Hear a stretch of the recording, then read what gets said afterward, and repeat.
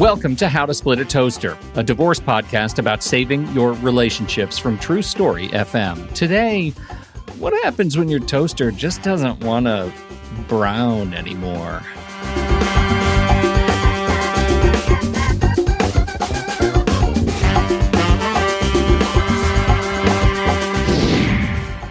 Welcome to the show, everyone. I'm Seth Nelson. As always, I'm here with my good friend, Pete Wright. If your ability to maintain your intimate relationship with your partner is one of the bumps on the road to divorce, then you need to keep listening, because today we're talking about one of the big ones, your sex life. Dr. Janet Williams is a specialist in gynecology and a member of the International Society for Study of Women's Sexual Health. And as the author behind Why Don't I Like Sex Anymore? The Grown Woman's Guide to Getting Your Groove Back and Claiming Your Truth. She's just the right voice to help guide us through reclaiming balance in our sexual relationship. Dr. Janet, welcome to the Toaster. Well, thank you. Thanks for having me. Anytime we get to talk about sex on this show, I'm on board. Yeah, that's the way it should be. That's the way it should be. Pete, put down the cigarette. Okay. You're the one carrying a drink around, man. Dude, it's the holiday season. Yeah. Mm-hmm. It's eggnog, but there's no alcohol in it. It's the middle of the day at work. I've got some potential clients I have to talk to later, some clients. So, you know. Okay, you're all above board, Mr. Hefner. Yeah, okay. Yeah. So, you're lighting up over there. Here's the question that we wanted to kick off here is if intimacy is something that is in the way of your relationship, we're hoping that this conversation can help shed some light on what you can do to bring back the spark in your relationship. And if there's something else that's going on, we can't think of a better voice to help us navigate that conversation. I mean, the book, Why Don't I Like Sex Anymore? I search for your book, and let me tell you, your book's title is not the only Google search that comes up when you search for that. That is right. A widely circulated challenge that I think people are facing. And so, can we start off with what's going on when people forget how to love sex? Right. Well, I don't know that it's that we've forgotten how to love sex. It's that there's so many other things that are getting in the way of sex, and particularly for women, the way that we approach things is a little bit different for men. And so, a lot of times in perimenopause and menopause, around the age where a lot of women are coming into this realization that I'm not feeling it anymore, there's a lot going on in our lives. So it's multifactorial is the short answer. I talk about it in my... We're looking for the long answer today. Yeah, I'm sure. Yeah. So, I talk about this in the book. Usually around that time in your life, there's many things going on. Like I mentioned divorce, for example. There may be divorce or separation. You might have kids that are like you're schlepping back and forth to soccer practice and ballet. They might be headed off to college. You might be having some empty nester stuff going on. Aging parents, your body is changing. It's like all of these things. Like if you're in menopause or perimenopause, you're waking up with freaking hot flashes at 3:00 in the morning. You're not getting sleep. Like who freaking wants to have sex? Like when you're exhausted, So every guy I've ever talked to. Do you know that sort of leads me to another question, though, that we hear these, there are like the stereotypes of sexual and I don't want to call it sexual peaking, like males peak when they're 18 or whatever that means, and right. Women peak at a different time, but isn't there like a kind of a common sort of I don't know, how do we age with sex? Like, is it when you get to 40s, 50s, 60s, are your interests naturally ever aligned again, or you're just having to fight the counter curve all the way to bed? Some of that has to do with hormones and right. The changes that occur with hormones, and some of the studies don't actually show that it's actually the hormones, but it's what the hormones do, and when they're not there. For women in their 40s, a lot of times what we'll see is a lot of fluctuations in the estrogen levels. So one day there might be horny as hell and like, let's go, and the next day they're like, back it up, buddy, like we're not feeling it. So there's that thing that happens. You might have heard that where people are like, the best sex I ever had was in my 40s, and then, just a few years later, then you're not wanting to do anything. So there is that physiologic part of it that does take place. And so we can see some fluctuations there. So what I'm hearing you say is Mm-hmm. there is biological things going on in the human body for women and for men as well. And then we're going to also talk about the whole emotional connection with your partner or spouse or whoever you might be talking with. So yeah, in the those two things have to align, right? Yeah. Well, and that was going to be my question for you, Seth, which was like, when you talk to people who come to you, by the time they get to you, Mr. Attorney, is how often does sex come up in the process of a dissolving relationship? Does it come up regular, or people don't really talk about it with you? People, I don't ask, but people will offer. And it's not like sure, they'll that's say, the case. Yes. And let me be very clear on what I just said. It's not that I don't ask my clients for sex, but they offer me sex. Man. That's okay. No. What I'm saying is I never bring up the topic of sex with my clients, but they will ask me or tell me about it. And a lot of my clients will say, well, is there a therapist I can go to? Or what about this? Or what about that? And sometimes, as you know, divorce is stressful. And I will say to my client, depending on the type of client and what we've talked about before, when we're trying to get close to finishing the deal, and I'm like, there's a big thing in this deal that's a huge benefit to you, and it's not written. And they're like, oh my God, should we put it in there? I'm like, no, you don't need to put it in there. They're like, what's the benefit? And I'll say, you never have to have sex with that guy again. And they're like, oh my God, I didn't think about that. You're right. Like, let's finish this divorce, right? What they'll mention, and Janet, this is what I was going to ask you. They will sometimes they'll come up in my conversations because there's been infidelity. Mm-hmm. Sometimes they'll come up with my conversation because they'll start dating somebody during the divorce process. And like Janet says, then they'll say, oh my God, this is the best sex I've ever had. Seth, why didn't you tell me there are all these guys out there? Or Seth, this is amazing. Why didn't you tell me there's these women out there? Because I'm an attorney. That's not my job. Right? Like, hello.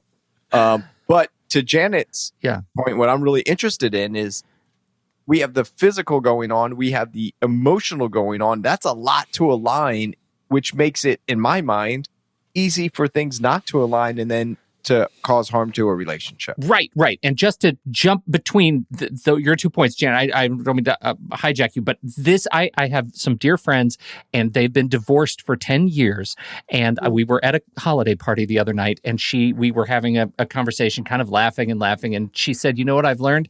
I learned why I divorced, because we were talking about, splitting sides, somebody gets the friends. And she said, I got divorced because we stopped having sex 8 years prior.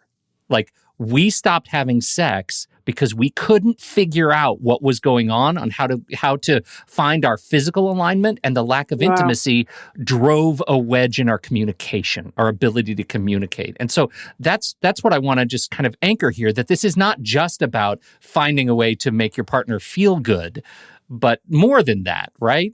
Definitely. I think what we need to realize is that sex is, in the sexual medicine community, it's bio-psycho-social. So it's not, it's not like emotions only. It's not just like hormones. It's not just like your partner's an asshole and you don't want to have sex with him.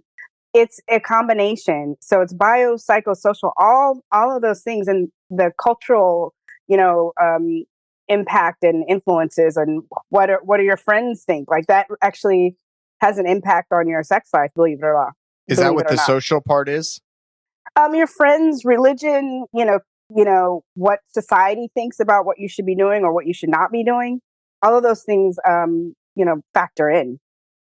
And so it helps if we have that realization, if we have that knowledge, so that we don't think that there's like something wrong with you, because people are going to have some sort of sexual issue in their lifetime. Most people do.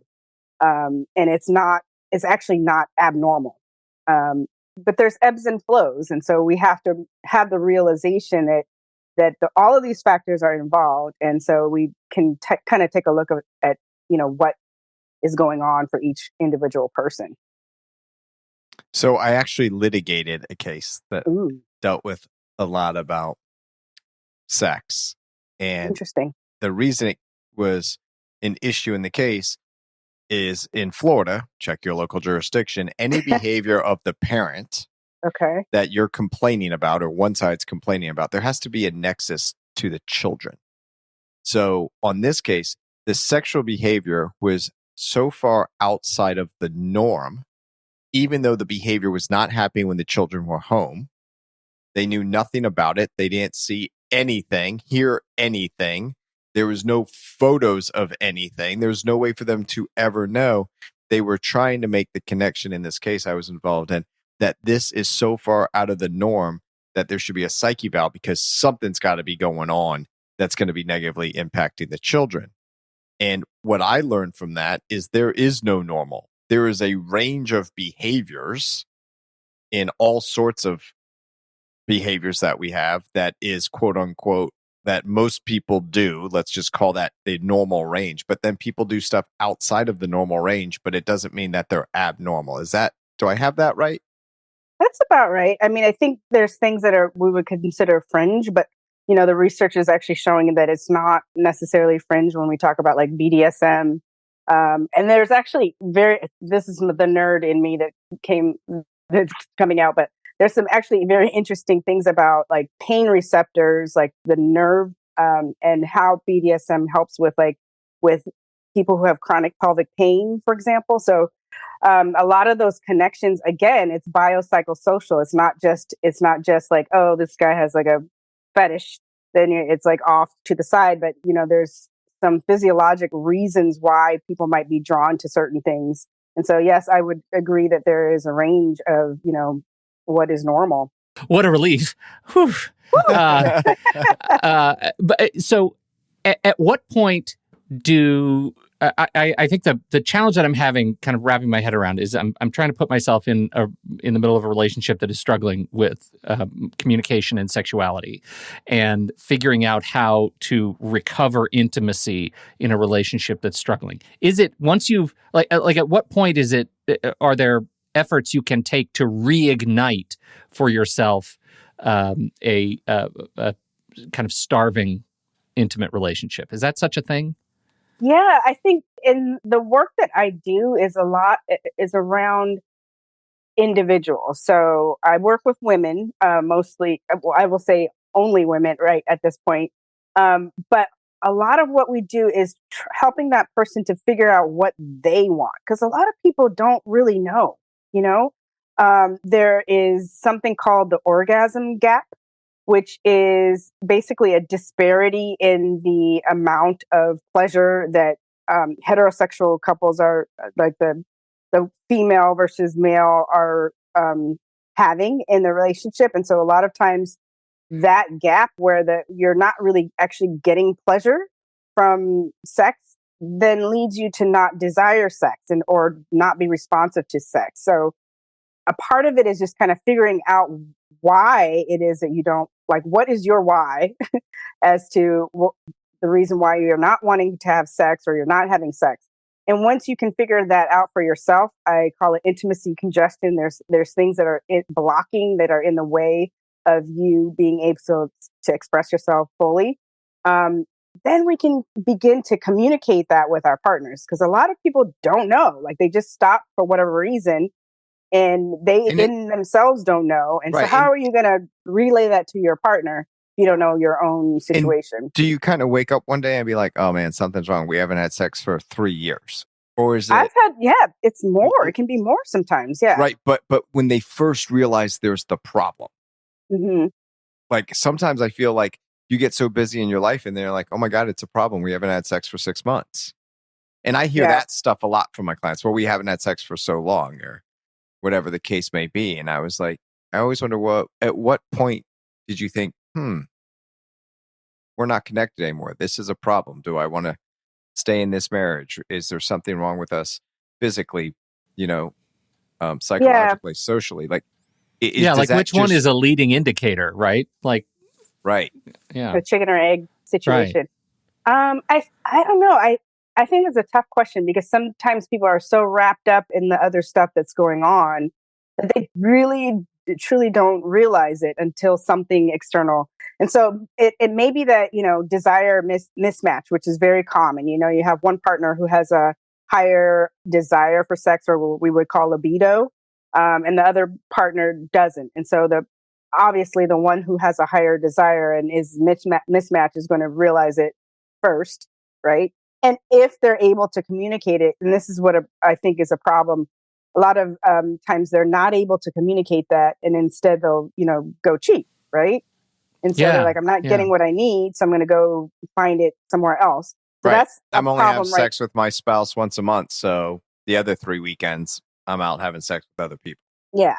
So that's a point where instead of like going out, that's where the communication needs to, take place. But I think that's where we tend to see it as like, if that communication does take place and the person with the higher level of desire or libido, communicates that's when we make that realization. If both partners are like low desire, like you just, then there's two negatives make a positive, right? Like eventually it's okay, right? Maybe they're just roommates. Sometimes, yeah. Like sometimes if nobody wants sex and they're just operating as friends and that it works for them. But you can be intimate in different ways without sex. Sure. So that could just not be one of the things that if you have a different sexual drive and your partner does, and it's once a month, well, it's once a month. We're not saying that's a problem. We're saying people have different sex drives and different libidos. So that makes sense to me. Right. I think that it really is when your expectation meets a harsh reality that that is not at the level of your own. That's when we have frustration. And if you're meeting at the same level, you're probably going to be fine. I'm sorry, Pete. I was just, Dr. Janet, you said like someone has to identify the problem first. So for our listeners, I know you can't list them all, but what might be some of those problems that if they're listening now and saying, yeah, well, we haven't been having sex. Is it bio? Is it psycho? Is it social? Like what might be something you hear that people might say, or you help them realize about themselves that's getting in the way of this type of intimacy? What I see most commonly is it's a combination of desire and arousal, desire, arousal, and pain. Those are probably the most common things. So when we talk about desire, again, that's your innate or receptive, like receptivity to sexual stimuli. So if your partner's like, babe, let's get it on, let's go upstairs, and you're like, yeah, let's go upstairs, then your desire is good. Sometimes the next kind of part to that is the arousal, and that's how our bodies actually respond to the desire. And so, if you're having changes in your body, like dryness, where you need lubrication, and that's not happening, it's sort of like a feedback loop. You may have the desire, but if your body's not responding, then it's like you're not getting the pleasure from it. So that might be one of the points. What we see a lot of, if you do have some changes in your body, you might have pain. And so if there's pain that's going on, when you associate pain with, sex, you're not going to want to have sex. So it's going to kind of come back around. So a lot of times in the clients that I work with, they'll know that they don't want to have sex anymore, but they're not sure where in that process it is. And so it's kind of identifying, where that is. I had one client, actually a patient of mine a few weeks ago who came in with like, I don't want to do it anymore. And as I talked to her a little bit further, she actually, had desire for her husband. Like she thought he was gorgeous, like they had a good relationship, but her body wasn't responding. And so I gave her some treatments, and she came back a few weeks later and was like, this is fantastic. So it was one of those things where we had to figure out where that was. Another thing that happens is if you've got medical problems, for example, diabetes can cause nerve damage. And then if you have nerve damage, you may not actually orgasm. And so you might be doing all the steps up to orgasm, and then you're not having the orgasm. It's sort of frustrating.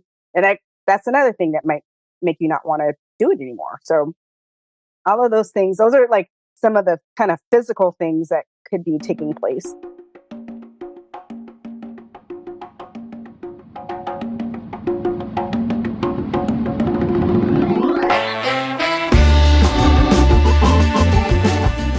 Pete, you might not know this, I think you do, but according to the National Institute of Alcohol Abuse and Alcoholism, about 10% of children live with a parent with an alcohol use disorder. So sad.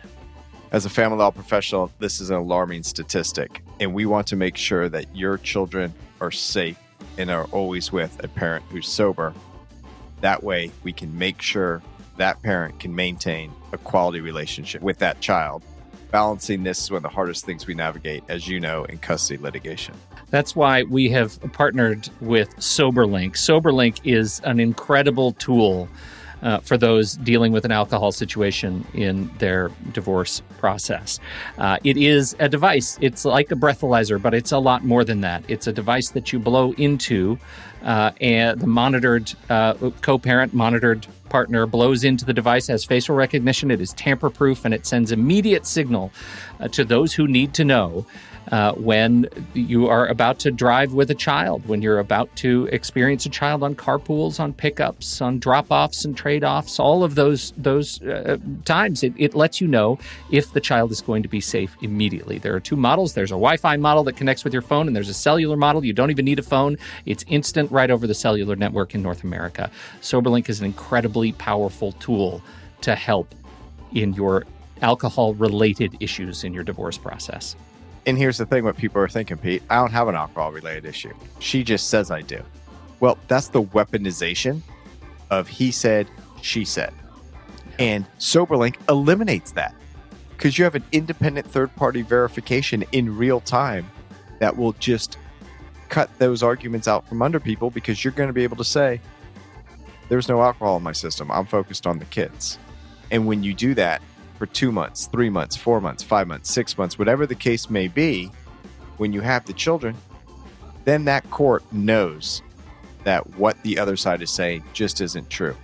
And I get it. You might not want to do this. You might not think you have to do this, but it's going to save you time and a lot of money and a lot of grief. So I suggest to people, put your ego aside, do Soberlink, prove your sobriety, even if you shouldn't have to, because it's going to save you a lot of time and money. And you can sign up for Soberlink and get $50 off your device. All you have to do is visit Soberlink.com/toaster. That's Soberlink.com/toaster. And we thank Soberlink for sponsoring this show.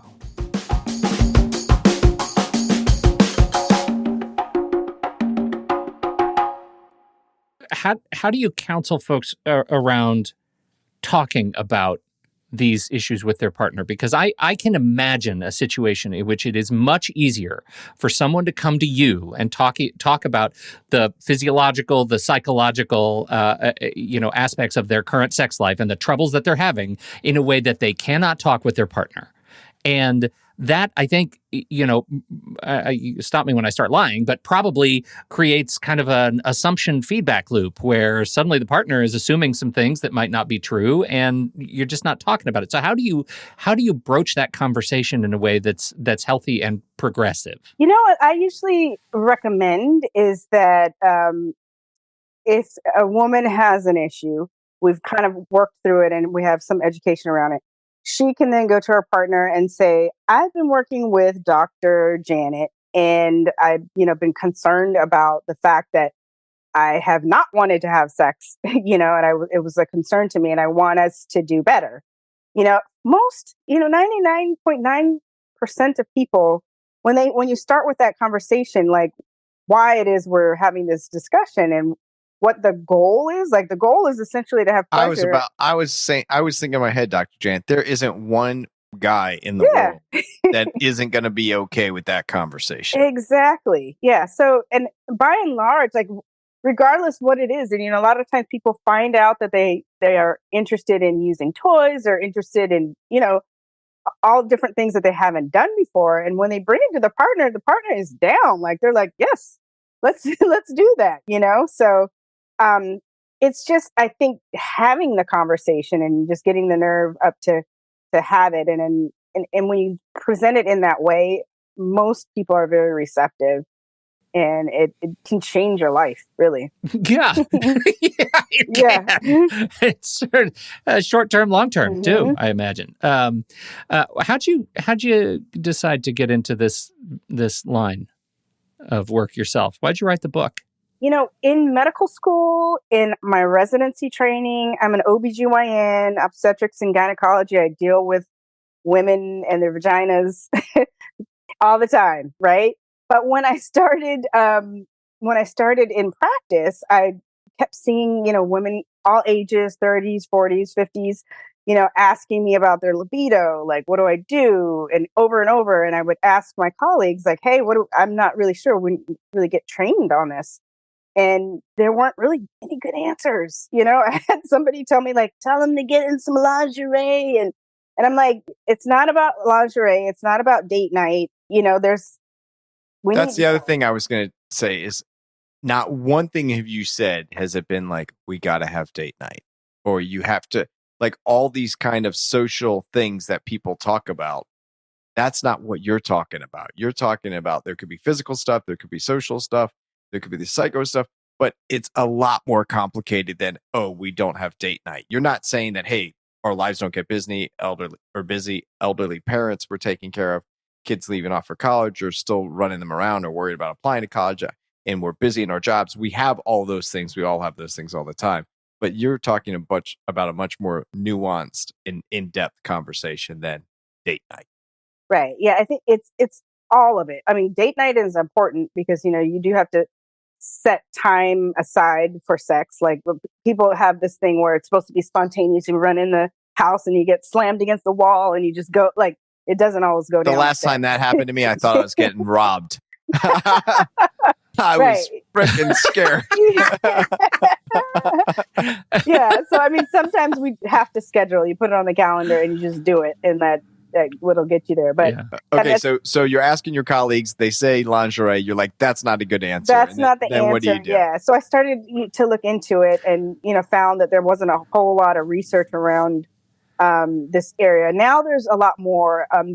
Most of the research that took place for women only started after Viagra came out. So Viagra came out, and then now there's all these partners that are like, what do we do? So, and that's where the freaking drug companies like that's where the research for women's sexual medicine actually started. So I started, I joined some organizations, and I started looking into it and wanting to help patients a little bit more specifically. So that's how that came about. That's awesome. Yeah, I think so. It's just such it shouldn't be a surprise to me, but it is. I hear these kinds of conversations, like there's a whole area of sexual health that even you're not even hearing about in medical school. Like it is continually shocking to me that there are these broad areas that we're afraid to talk about socially. We're afraid to talk about with our own partners, and you're not medicine, even talking about it. It's crazy in the healthcare community. I know. So Janet, when you were having these conversations, either before you got focused in this area of practice, or currently, do they talk to you too about, hey, this is really impacting our marriage. I'm thinking about divorce. Or are they really coming to you saying, I'm trying to save my marriage? Or does that divorce, not divorce topic not even come up in the conversation? It's a combination. Yeah, I do see it. Like, people are worried about the relationships. And then there's some people who just like tap out. Like they're like, I'm out. I don't want to do it. Like, but the reason I think is because they think that that's the end, like a lot of people don't realize that there's options. Yeah. They don't realize what they're going through is very common and normal, that there's solutions, and so that is always like, it makes me happy when I'm able to like turn that light bulb on and say that, it's not necessarily over, most of the time there are some things that can be done. You mentioned that you were able to help people and give them some guidance on things they can do to help their own libido. Can you share a couple of tips for folks who are listening? I always recommend like a self-care practice. So like, it's like when you're moving so quickly, like you can disassociate from yourself essentially. And so when I talk about self-care, I talk about getting back into your body and like connecting your mind and your body. And so like when people jump on, like they're taking care of themselves, but like they'll jump on the Peloton or they'll, go for a run and they're just like in the run and they're not necessarily connecting with their body. And so I recommend a self-care practice that you do on a regular basis where you're able to connect your mind to your body, like in the emotions that you're feeling. It shows up in our bodies as well. Just like, if you're at a desk all day and you get back pain, same thing happens in the pelvic floor if you've got stressed and let's shake it out. Yeah, exactly. Like you said that and I'm like, oh, I better improve my posture. But we oftentimes we're so into the computer or whatever it is that we're doing that we're not making that connection with our bodies. And so I think the first thing that everyone, man or woman, should do, or non-binary person should do, is to get into their body and make that connection between the mind and the body. Because if you've got all that stuff going around, you may not like connect. There's actually studies. I've read a study just recently about like incontinence. Like if you meditate, it actually can improve incontinence from meditation. Wow. Open every door around there. Every problem, there's something that meditation's going to help with. That's amazing. Yeah. So it is. And so like, if you have that like mind body connection, it will help to kind of spark everything off. It's sort of like the starting point to getting that back. I feel like there's, there's, I don't know what the background is of this, but if you're sad and you just force your face to smile, you'll suddenly be happy, right? That's what I've heard. That's the sort of trope, the stereotype that you smile, it'll make all the. So what you're saying is don't just go home and masturbate all the time. Like there are other things to do it. To do. Well, masturbation is one way to do mind body. Yeah, like it's not a bad way. Don't get me wrong. If you're mindful about it, like mindful masturbation is actually that the sequel to your book? Going to be helpful. That should be your next book. I know. I just never said that before, but mindful masturbation. That happens a lot. I'm never going to forget that. Don't worry. Do you want me to register the domain right now? Mindful masturbation. Yeah. That's amazing. Let's just let's talk about the book. Tell us about the book. Tell us where you want people to learn more about you. What can we do to help you out? Okay, so the book is called Why Don't I Like Sex Anymore? If that sounds like a question that you've asked yourself, I actually have a website where you can download the book for free. It's www.whydon'tIlikesexanymore.com, and you can get the PDF there. I also have a sexual health and wellness shop online, and it's intimatewellnessshop.com. And that's where you can find all the products and devices to support your sexual health and wellness. So you can check us out at either of those places. Well, we sure appreciate your time here. Thank you so much for hanging out with us and helping us two dudes figure out what's going on. I hope if.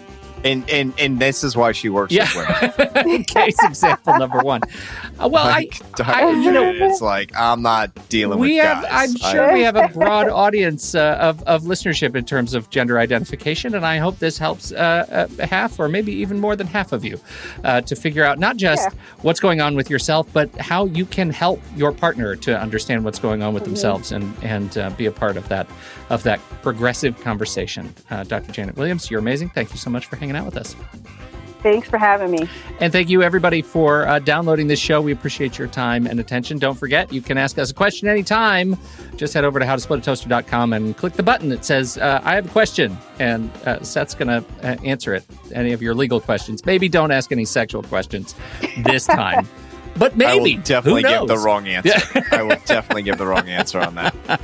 On behalf of Dr. Janet Williams and Seth Nelson, America's favorite divorce attorney, I'm Pete Wright.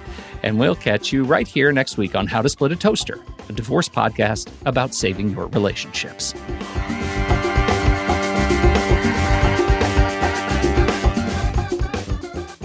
Seth Nelson is an attorney with NLG Divorce and Family Law with offices in Tampa, Florida.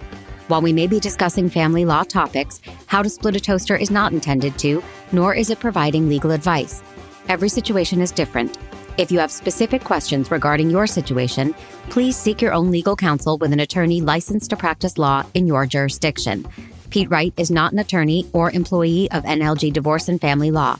Seth Nelson is licensed to practice law in Florida.